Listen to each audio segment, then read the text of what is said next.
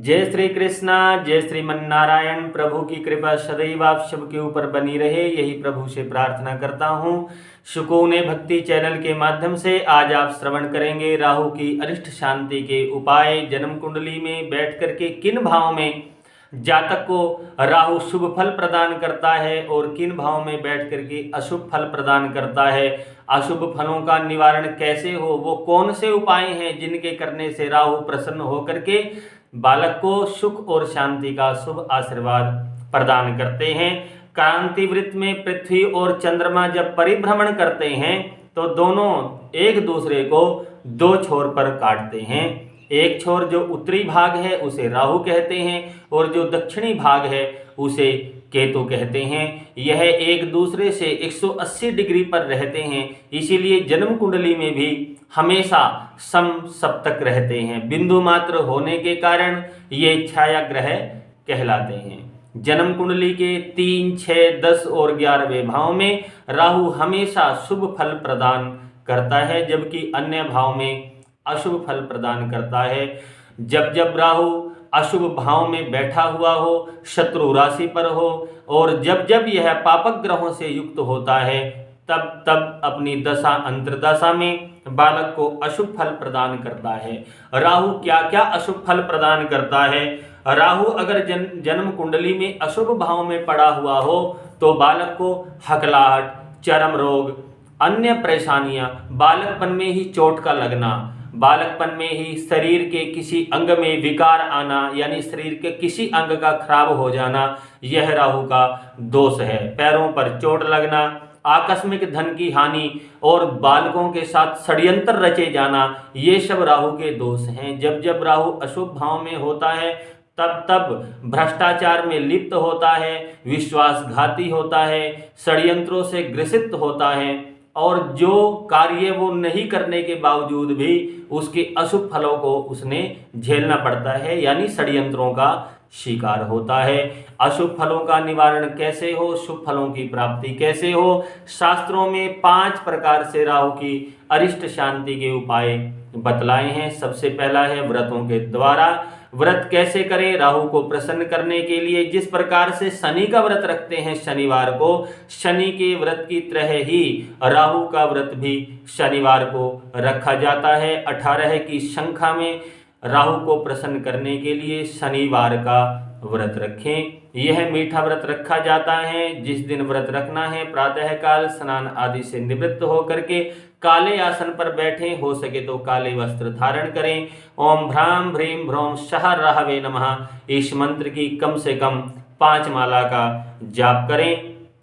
People के वृक्ष के समक्ष जा करके गाय के देसी घी की जोत जला करके धूप दीप पुष्पों से पीपल की पूजा करें। कच्ची लस्सी में तिल डाल करके पीपल को स्नान कराएं और एक लोटे में जो कच्ची लस्सी है वो ही अपने पास रखें। उसमें काले फूल अगर मिल जाएं या नीले पुष्प जहां से मिल जाएं वो ग्रहण करें और काले चावल या फिर तिल उसमें डाल करके अपने पास रखें। जब आपका जप पूर्ण हो जाए तब वह जल भी पीपल के वृक्ष में डालना चाहिए। जब के पश्चात पात्र में जिस जल को आपने पीपल में डाला है वहीं से थोड़ा सा जल लेकर के अपनी आंखों पर लगाएं और राहु का ध्यान करते हुए अपने घर आएं। इस प्रकार से व्रत करने से मान और सम्मान की प्राप्ति होती है, मुकदमे में विजय होती है। जिस शारीरिक कष्ट से बालक परेशान है उस शारीरिक कष्ट का शमन होता है।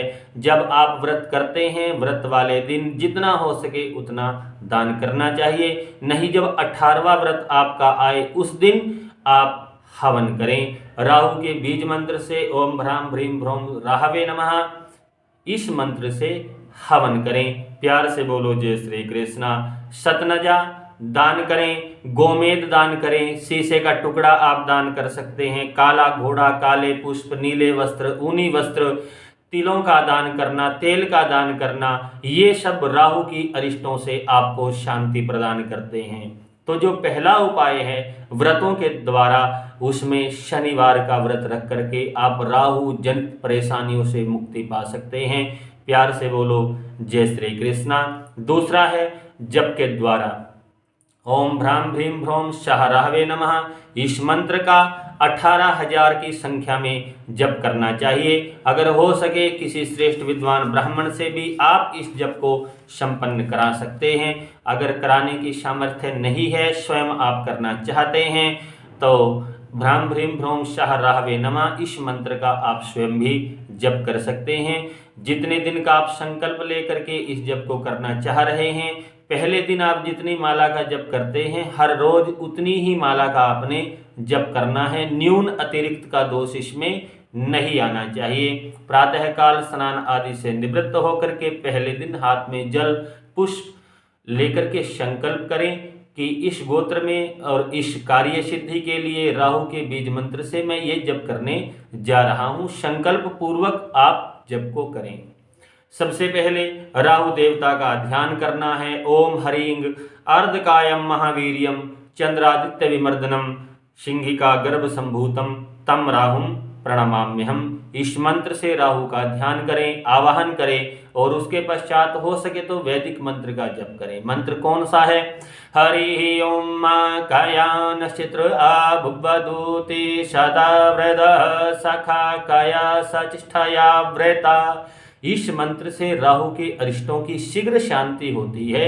जो यह मंत्र जाप नहीं कर सकता है, फिर वही बीज मंत्र जो पहले बतलाया है, ओम भ्राम भ्रीम भ्रोम शाह राहवे नमः, इस मंत्र का जप करें। 18,000 की संख्या में जब पूर्ण हो जाए तब उसका दशांश हवन करें। तत्दशांश तर्पण, तत्दशांश मार्जन, तत्दशांश ब्राह्मण भोजन कराएं। ब्राह्मण को मीठा भोजन कराएं, चूरमे का भोजन कराएं, देसी घी का हलवा बना करके जितना हो सके वृद्ध आश्रमों में, कुष्ठ आश्रमों में, अपाहिज आश्रमों में आप दान कर सकते हैं। ऐसा करने से राहु के अरिष्टों की शांति होती है। प्यार से बोलो जय श्री कृष्णा। जब आपका जप पूर्ण हो जाए, हवन के पश्चात राहु पंचविंशति स्तोत्र का पाठ करना चाहिए। नवग्रह स्तोत्र का पाठ करना भी परम कल्याणकारी है। तीसरा उपाय है रत्न धारण करना। राहु का रत्न है गोमेद। गोमेद को धारण करने से भी राहु के अरिष्टों की शांति होती है।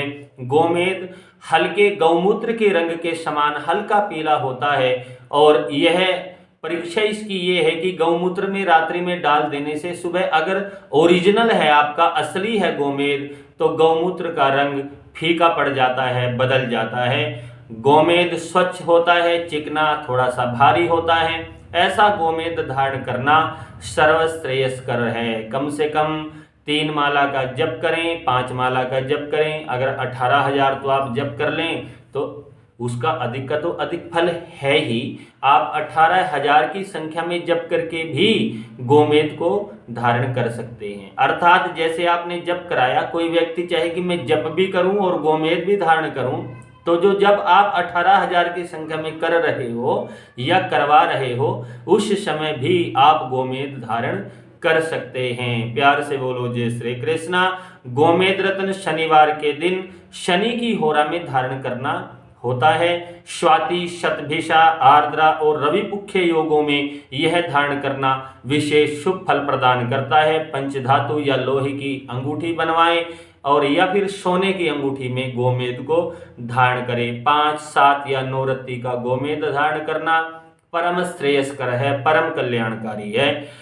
धारण करने के पश्चात जितना हो सके राहु का संबंधित जो भी दान है उसको आप दान करें। ऐसा करने से राहु के अरिष्टों की शांति होती है।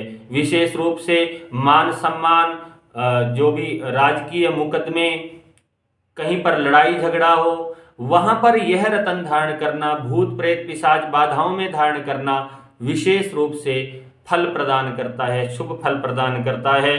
प्यार से बोलो जय श्री कृष्णा। जो व्यक्ति जप नहीं करा सकता है, व्रत भी नहीं रख सकता है, गोमेद भी धारण नहीं कर सकता है, तो चौथा उपाय है यंत्र को धारण करना। जो व्यक्ति यंत्र धारण करना चाहते हैं तो भोजपत्र पर अनार की कलम से, अष्टगंध की स्याही से शनिवार को शुभ मुहूर्त में या सर्वार्थ सिद्ध योग में यंत्र को लिखें।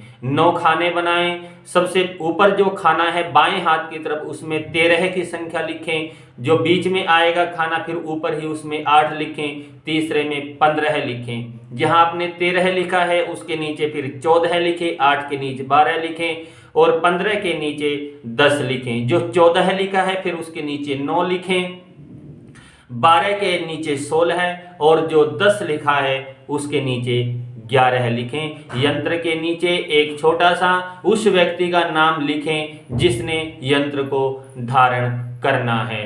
इस प्रकार से यंत्र का निर्माण करें। भोजपत्र पर उसको लिखें। बाईं भुजा पर स्त्रियां, दाईं भुजा पर पुरुष बांधे। ऐसा करने से राहु के अरिष्टों की शांति होती है। प्यार से बोलो जय श्री कृष्णा। यह यंत्र आप चांदी या लोहे के पतरे पर भी खुदवा करके धारण कर सकते हैं।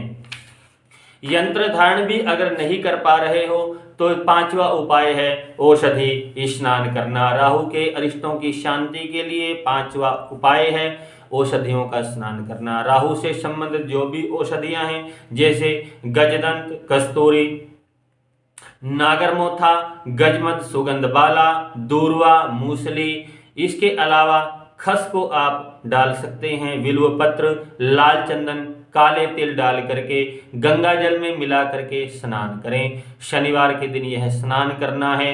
भ्राम भीम भ्रौम सह राहवे नमः इस मंत्र का स्नान के पश्चात कम से कम 3 माला का जप करना है। औषधि स्नान भी राहु के अरिष्टों की शांति के लिए परम श्रेयस्कर, परम कल्याणकारी है। प्यार से बोलो जय श्री कृष्णा। जिस दिन स्नान करें उस दिन शैम्पू नहीं लगाना है और साबुन भी नहीं लगाना है। तेल का भी मर्दन शरीर पर नहीं करना है। राहु जनित जितनी भी वस्तुएं हैं उनका दान आप कर सकते हो। तामसिक वस्तुओं से परहेज रखें। सात्विकता को जीवन में स्वीकार करें और हनुमान जी की उपासना करना भी परम कल्याणकारी है। प्यार से बोलो जय श्री कृष्णा। नागरमोथा की जड़ को या चंदन की जड़ को लेकर के आए, नीले वस्त्र में बांध करके भुजा पर धारण करना या लॉकेट में भर करके लॉकेट में काला धागा डाल करके गले में धारण करना भी राहु की अरिष्टों की शांति के लिए परम कल्याणकारी है। यदि राहु संतान प्राप्ति के लिए बाधा कारक बना हुआ है कुंडली में, किसी गरीब कन्या का कन्यादान करना, उसके विवाह का खर्च उठाना, शादी करना भी परम कल्याणकारी है। ऐसा करने से राहु प्रसन्न होकर के साधक को पुत्र संतान का सुख प्रदान करते हैं। पुत्र संतान के लिए अगर आप यह कार्य नहीं कर पा रहे हैं, कन्या का विवाह नहीं करा पा रहे हैं, शनिवार के दिन भगवान शिव के मंदिर में जाएं और भगवान शिव का जो विग्रह शिवलिंग के रूप में मंदिर में स्थापित है वहां जाकर के भगवान को पंचामृत से स्नान कराना, राहु स्तोत्रों का पाठ करना, ओम नमः शिवाय का जप करना भी परम कल्याणकारी है। यदि राहु के कारण शरीर में बाधा है, शरीर को कष्ट है, पैरों से चला नहीं जाता है, टांगों में दर्द रहता है, सर भारी भारी, क्रोध बहुत ज्यादा आता है, ऐसी अवस्था में दुर्गा सप्तशती का पाठ करना और वह भी शिवालय में जाकर के पाठ करना परम कल्याणकारी है। दुर्गा सप्तशती का शिव भगवान के समीप जितना आप पाठ करते हैं उतना ही कल्याणकारी है। यह भी राहु जनित दोषों को शांत करता है। राहु की दशा अंतरदशा में आपको एक कारोबार में बाधा है, धन की प्राप्ति नहीं हो पा रही है, एक सूखा नारियल लेकर के आए, काले कपड़े में उसे लपेटे, थोड़े से तिल एक मुट्ठी भर उसमें रखें, जो सरसों का तेल है उसके 3 बार मध्यमा उंगली से छींटे लगाएं, काली डोरी से लपेट करके अपने सर के ऊपर से 7 बार उसे घुमा करके एंटी क्लॉकवाइज चलते पानी में बहा दें। 7 शनिवार लगातार ऐसा करने से राहु शांत होकर के शुभ फल प्रदान करता है। 400 ग्राम कोयला लेकर के आए, उसको नीले वस्त्र में बांध करके किसी निर्जन स्थान पर जाकर के दबाने से जितना नीचे दबाएंगे उतना ही लाभ प्राप्त होगा। इससे भी राहु जनित दोषों की शांति होती है। सेहत में, धन में बरकत नहीं है, परेशानियां चल रही हैं, पूर्णिमा के दिन हाथ में चांदी का कड़ा डालना या फिर गले में चांदी की चैन डालने से भी राहु के दोषों की शांति होती है। ये सब कार्य जितने भी बतलाए गए हैं, ये कैसे कार्य करते हैं, इस पर एक विचार। जब जब हम परमात्मा का भजन करने के लिए जाते हैं, जब जब हम प्रभु की प्रसन्नता के लिए, अपने कार्यों की सिद्धि के लिए प्रभु की शरण ग्रहण करते हैं, तप करते हैं, जप करते हैं, व्रत करते हैं, औषधि स्नान करते हैं, यंत्रों को धारण करते हैं या रत्नों को धारण करते हैं। बहुत सारे लोग ऐसे मिलते हैं, उन्होंने सब कुछ किया है फिर भी शुभ फलों की प्राप्ति नहीं होती। तो सबसे पहला जो कर्म है, व्रत कैसे सिद्ध होते हैं, वह है सात्विकता को धारण करना। शराब, अंडा, मीट, मांस जो भी है उसका पूर्ण रूप से परहेज रखने से ही कार्य सिद्ध होते हैं। ऐसा नहीं है कि दिन में आपने व्रत किया, रात्रि में शराब पी ली और बहुत सारे अनैतिक कार्य किए, इससे कार्य सिद्ध नहीं होते। इसीलिए अगर आप यंत्रों के द्वारा, रत्नों के द्वारा, परमात्मा के द्वारा अपने जीवन का समाधान चाहते हैं तो एकाग्र भाव से भगवान का भजन तो करना है ही, साथ में सात्विकता को ग्रहण करना है। छल, कपट, मद, मात्सर्य यह सब छोड़ करके प्रभु की शरण ग्रहण करनी है। हर प्रकार का अहंकार त्याग करके, हर प्रकार की वृत्तियों का त्याग करके, बुरी प्रवृत्तियों का त्याग करके जीवन में सात्विकता और आध्यात्मिकता को स्वीकार करना है। पूर्ण रूप से प्रभु पर समर्पित होना है। ध्रुव जी 5 वर्ष की अवस्था में भगवान को पा गए, क्योंकि उन्हें भगवान पर पूर्ण विश्वास था, मन में आस्था थी, श्रद्धा थी। माता और गुरु के वचनों पर पूर्ण रूप से समर्पित होकर के प्रभु का भजन किया तो 5.5 वर्ष की अवस्था में ध्रुव जी को भगवान ने आकर के दर्शन दिए। यह है भक्ति का चमत्कार, यह है साधना का चमत्कार। इसीलिए अगर प्रभु से आप कुछ पाना चाहते हैं तो जीवन में सार सर्वस्व छोड़ करके प्रभु के चरणों में समर्पित होना पड़ता है। तब प्रभु सब कुछ छोड़ करके आपके कार्यों को सिद्ध करने के लिए आते हैं। सूर्य, चंद्र, मंगल, बुध, गुरु, शुक्र, शनि, राहु, केतु या अन्य जो भी शक्तियां इस चराचर ब्रह्मांड में व्याप्त हैं, उनका तत्वतः वो सब एक ही हैं। ब्रह्मा, विष्णु, शिव, दुर्गा, महालक्ष्मी, महाकाली, महासरस्वती, हनुमत देवता, भैरव देवता, तत्वतः प्रभु एक ही है। उसको हम जिस रूप में मानते हैं, जिस रूप में इष्ट के रूप में हम स्वीकार करते हैं, उसी रूप में आकर के प्रभु हमारा कल्याण करते हैं। इसीलिए जीवन में नैतिकता के सूत्र में बंधते हुए जीवन में सात्विकता को स्वीकार करना होगा, तभी प्रभु आपके कार्यों को सिद्धि प्रदान करेंगे। प्यार से बोलो जय श्री कृष्ण। ये सब उपाय परीक्षित हैं, इनको करने से शुभ लाभ प्राप्त होता है। इसके अलावा रसोई घर में बैठ करके भोजन करना भी राहु की शांति का उपाय है। प्यार से बोलो जय श्री कृष्ण। पुलिस की फौजदारी के मुकदमों से परेशान हो गए हो, बार बार कोर्ट कचहरी में जाना पड़ रहा है, पीछा नहीं छोड़ रही हैं बुरी शक्तियां, घर में साया है, रात को बुरे सपने दिखाई देते हैं, प्रेत बाधा परेशान कर रही है, अपने वजन के बराबर ज्यों तोल करके चलते पानी में बहाना या कुष्ठ आश्रम में, अपाहिज आश्रम में दान करना परम कल्याणकारी है। प्यार से बोलो जय श्री कृष्ण। जय श्रीमन नारायण। इन उपायों को अवश्य करें, जीवन में लाभ प्राप्त करें। अपने आसपास जो भी व्यक्ति हैं, इष्ट मित्र हैं, उन तक इस वीडियो को जरूर पहुंचाएं, ताकि जितना हो सके कल्याण, जितना हो सके समाज का भला, उतना ही परम कल्याणकारी सबके लिए है। प्यार से बोलो जय श्री कृष्ण।